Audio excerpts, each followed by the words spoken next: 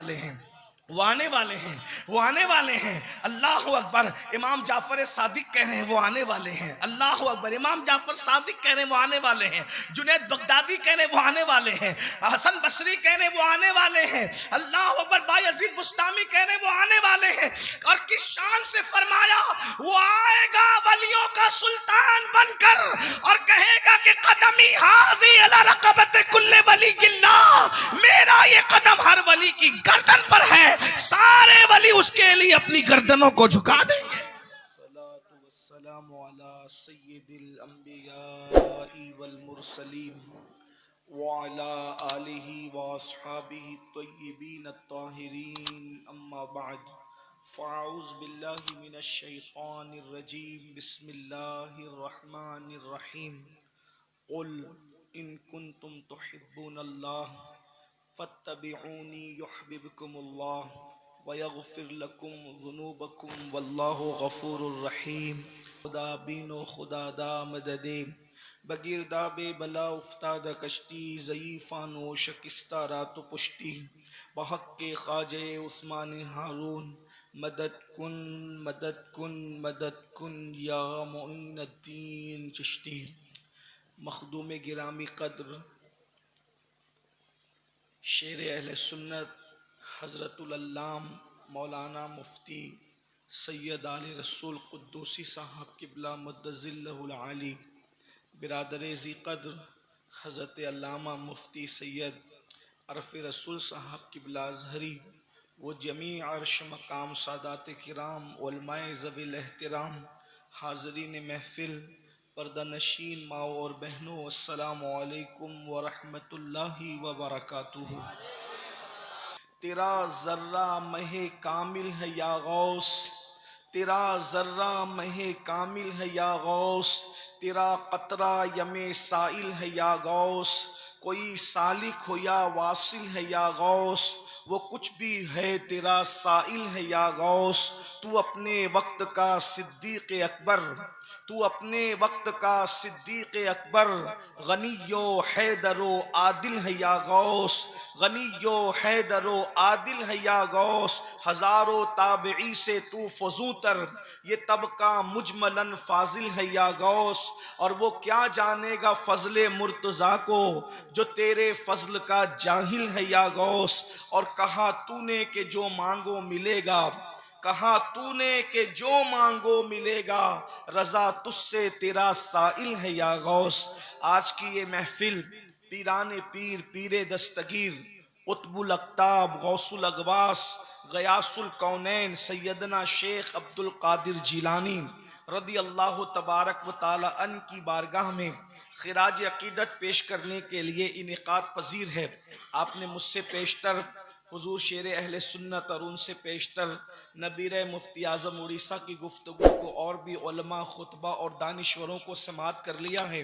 تھوڑا سا وقت ہمارے پاس ہے، ہمیں 4:30 بجے تک کلکتہ ایئرپورٹ پہنچنا ہے، اس حساب سے ہم بہت زیادہ وقت آپ کا نہیں لیں گے، نہ آپ کو آزمائش میں رکھیں گے۔ تھوڑی دیر سرکار غوثیت مآب کی بارگاہ میں خراج عقیدت پیش کرنا ہے۔ یاد رکھیں، ہم غوث پاک رضی اللہ تعالیٰ عنہ کو سنیوں کا بچہ بچپن سے جانتا ہے، بلکہ ہم اپنی توتلی زبان سے اللہ رسول کے نام کے بعد جو نام گھروں میں سیکھتے ہیں وہ سرکار غوث اعظم کا نام ہے۔ الحمدللہ ہماری نسبتیں غوث پاک سے اس قدر جڑی ہوئی ہے کہ اللہ کے فضل سے اللہ رسول کے نام کے بعد ہمارے ماں باپ نے ہمیں غوث پاک کا نام سکھایا ہے، اور الحمدللہ ہمیں فخر ہے اس بات پر، ہم اس بات پہ فخر کرتے ہیں کہ ہم آخری نبی کے امتی ہیں، اور اللہ نے ہمیں سلسلہ قادریہ عطا فرمایا ہے۔ کوئی سلسلہ چھوٹا نہیں، کوئی سلسلہ حقیر نہیں، لیکن سرکار غوث اعظم ہے، ولیوں کا سلطان ہے جسے دنیا غوث اعظم کہتی ہے، مردوں کو زندہ کرتے ہیں جسے دنیا غوث اعظم کہتی ہے۔ سرکار غوث پاک رضی اللہ تعالیٰ عنہ کی شان بڑی عظیم شان ہے۔ بس اتنا سمجھنے کی بات ہے کہ اللہ رب العزت نے مصطفیٰ جان رحمت کو بے سایہ پیدا کیا ہے۔ حضور اکرم صلی اللہ علیہ وآلہ وسلم کا سایہ نہیں تھا، زمین پر حضور کا سایہ نہیں پڑتا تھا۔ امام اہل سنت نے بہت تفصیل کے ساتھ اپنے رسالے میں اس کو واضح فرمایا ہے، لیکن یہ بھی ہمارا عقیدہ ہے مصطفیٰ جان رحمت کے تنے بے سایہ کا سایہ اگر 5 صدیوں کے بعد اگر دنیا میں آتا ہے تو اس سایہ مصطفیٰ کو دنیا شیخ عبد القادر جیلانی کے نام سے جانتی ہے۔ میرے امام کہتے ہیں مصطفیٰ کے تنے بے سایہ کا سایہ دیکھا، مصطفیٰ کے تنے بے سایہ کا سایہ دیکھا، جس نے دیکھا میری جاں جلوہ زیبا تیرا، جس نے دیکھا میری جاں جلوہ زیبا تیرا۔ اور کہتے ہیں نبوی ذل علوی برج بطولی منزل، حسنی چاند حسینی ہے اجالا تیرا، نبوی مہ علوی فصل بطولی گلشن، حسنی پھول حسینی ہے مہکنا تیرا، حسنی پھول حسینی ہے مہکنا تیرا۔ اور تو حسینی حسنی کیوں نہ محی الدین ہو، اے خضر مجمع بحرین ہے چشمہ تیرا۔ ایک خاص بات غوث اعظم کی، سرکار غوث پاک فرماتے ہیں جہاں جہاں میرے نانا جان محمد الرسول اللہ نے قدم رکھا میں نے وہاں وہاں قدم رکھا، سوائے نبوت کی منزل کے۔ اسی لیے میرے امام کہتے ہیں الوہیت ہی ایک احمد نے نہ پائی۔ ہائے ہائے ہائے، یہ ہے منقبت غوث اعظم کا انداز۔ یقیناً آپ سمجھتے ہوں گے بنگال والے، اردو کوئی جانے نہ جانے لیکن زبان عشق سب جانتے ہیں۔ کیا کہا؟ الوہیت ہی ایک احمد نے نہ پائی، نبوت ہی سے تو عاطل ہے یا غوث، نبوت ہی سے تو عاطل ہے یا غوث۔ صحابیت پھر تابعیت پھر آگے قادری منزل ہے یا غوث۔ اور تابعین میں بھی پھر تھوڑا سا کچھ الگ بیان کرتے ہیں، کہتے ہیں ہزاروں تابعی سے تو فضوتر، یہ طبقہ مجملاً فاضل ہے یا غوث۔ کہتے ہیں ہر ولی کسی نہ کسی نبی کے قدم پر ہوتا ہے، کوئی خلیل اللہ کے قدم پر، کوئی نجی اللہ کے قدم پر، کوئی کلیم اللہ کے قدم پر، کوئی کلمت اللہ حضرت مسیح اللہ کے قدم پر، لیکن فرماتے ہیں میں حبیب اللہ محمد الرسول اللہ کے قدم پر ہوں۔ اسی لیے آپ جو چیزیں بطور معجزہ رسول اللہ کی زندگی میں دیکھیں گے، حضور کی سیرت میں دیکھیں گے، اس کو بطور کرامت سرکار غوثیت مآب کی زندگی میں آپ کو وہ عکس رسول صلی اللہ علیہ وسلم سایہ مصطفیٰ کی حیثیت سے نظر آئے گی۔ میں آپ کو چند مثالیں دیتا ہوں، وقت ہوتا تو بات تفصیل سے ہوتی لیکن اشارہ دے کر اپنی بات پوری کرتا ہوں، سمجھو غوث پاک کیا۔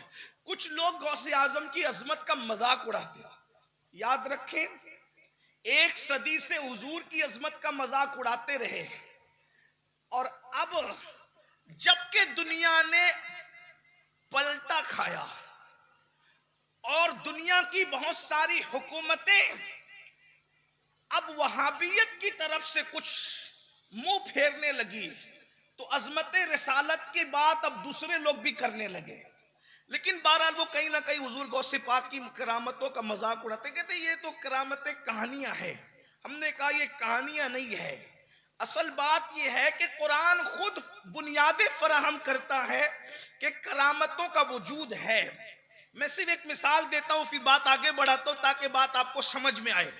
کون نہیں جانتا سورۃ النمل کے حوالے سے کہ جب تخت بلقیس منگانے کی بات آئی تو حضرت سلیمان علیہ السلام نے اپنی محفل میں کہا بلقیس کا تخت کون لائے گا؟ جو جانتا ہے وہ جانتا ہے، جو نہیں جانتا وہ کان کھول کے سن لے۔ کرامتوں کی بنیاد قرآن فراہم کرتا ہے، اور ہمارا عقیدہ ہے قرآن ہر چیز کی بنیاد فراہم کرتا ہے۔ تبیان لکل شیء، ہر چیز کا بیان قرآن میں ہے۔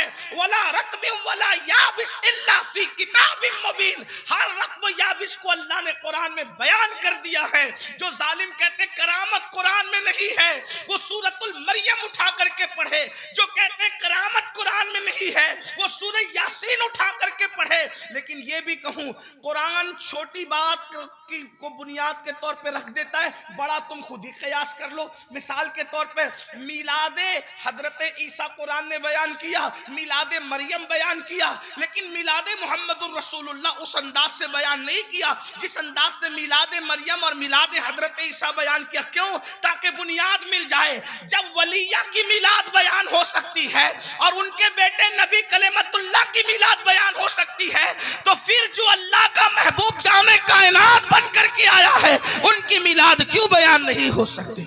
یہ عقل کی بات کوئی کہ میلاد مریم تو بیان ہوگی لیکن میلاد مصطفیٰ نہیں، اس لیے کہ قرآن میں نہیں۔ اللہ کے بندے جب میلاد مریم بیان ہو رہی ہے، نظر ماننے سے لے کر پیدا ہونے تک، قرآن دازی تک سب قرآن بیان کر رہا ہے، حتیٰ کہ حضرت عیسیٰ کی ولادت یہاں تک بیان ہوئی کہ ماں کے پیٹ کا درد تک قرآن نے بیان کر دیا۔ نہیں بیان کیا قرآن نے؟ لیکن قرآن میں میلاد کہا ہے۔ میں نے کہا جب میلاد عیسیٰ موجود ہے تو پھر جان عیسیٰ تمہارے حال پہ چھوڑ دی ہے، یہ بات ہے۔ بات سمجھ میں آتی ہے نا؟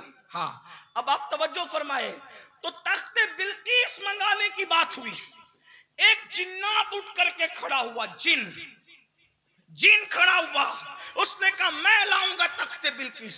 محفل کہاں سجی ہے؟ ملک شام میں۔ تخت بلقیس کہاں ہے؟ یمن میں۔ وہ کہتا ہے میں لاؤں گا۔ کتنے ٹائم میں؟ کہا جتنے وقت میں آپ کی محفل مکمل ہوگی میں لے آؤں گا۔ یہ جنات کی طاقت ہے۔ جنات تو طاقتور ہوتی ہیں۔ حضرت سلیمان نے کہا نہیں، مجھے اور جلدی چاہیے۔ نبی کی نبوت کی برکت سے ولی کی ولایت ظاہر ہوتی ہے، یہ بات ہوتی ہے۔ تو سلیمان علیہ السلام کے ایک امتی کھڑے ہوئے آصف ابن برخیہ، انہوں نے کہا سرکار میں لاؤں گا، تم کتنے وقت میں؟ جنات اپنی طاقت سے آدھے دن میں لانے کی بات کر رہا ہے، اور حضرت آصف جو ولی ہیں حضرت سلیمان علیہ السلام کی امت کے، وہ امت سلیمان میں جو ولی ہیں وہ کہتے ہیں میں لاؤں گا۔ کتنے وقت میں؟ کہا پلک کے جھپکتے حاصل کر لوں گا، پلک کے جھپکتے لے آؤں گا۔ اب میں آپ سے پوچھنا چاہتا ہوں، قرآن کو مان کر مسلمان ہوئے ہو اور قرآن ہی کو مان کر کوئی مسلمان ہوتا ہے تو بتاؤ آصف بن برقیہ پلک کے جھپکتے تخت بلقیس لا رہے ہیں، لا کر کے دے چکے ہیں، حاصل کر چکے ہیں۔ اللہ اکبر، مجھے بتاؤ جب حضرت سلیمان کی امت کے ولی کی طاقت کا یہ عالم ہے تو جانے سلیمان محمد الرسول اللہ کی امت کے ولی کی طاقت کا عالم کیا ہوگا؟ اور وہ صرف امتی ہے، اولاد سلیمان نہیں ہے، غوث پاک تو امتی بھی ہے اور نبی کا چہیتا بیٹا بھی ہے۔